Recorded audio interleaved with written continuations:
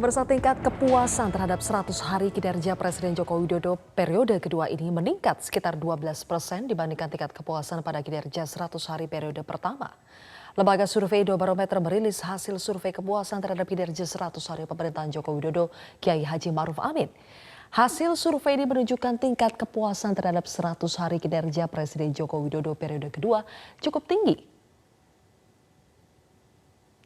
Responden yang menyatakan sangat puas sebesar 12,3%, cukup puas 57,8%, kurang puas 25,1%, dan tidak puas sama sekali 2,3%.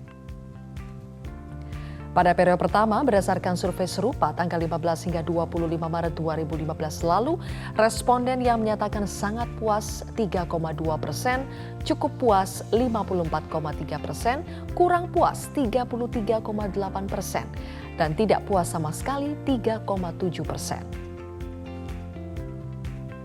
Sementara itu, responden yang menyatakan sangat puas terhadap kinerja Wakil Presiden Kiai Haji Ma'ruf Amin mencapai 5,9%. Responden yang menyatakan cukup puas 43,7%, kurang puas 32,7%, dan tidak puas sama sekali 4,8%.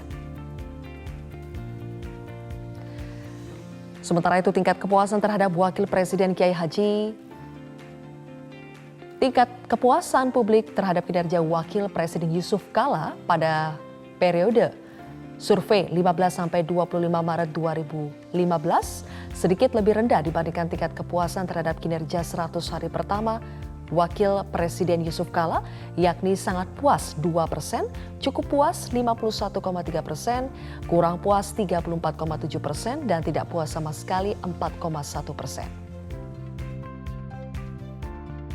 Kepuasan masyarakat kepada Pak Jokowi pada survei Januari ini adalah 70%. Nah, kalau kita bandingkan dengan 5 tahun yang lalu ketika 100 hari Pak Jokowi periode pertama itu angkanya 57%. Jadi ada kenaikan sekitar 13%.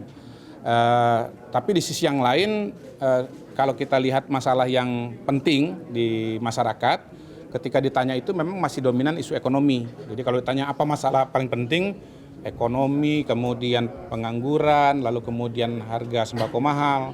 Ini 5 tahun yang lalu dengan sekarang itu masih sama.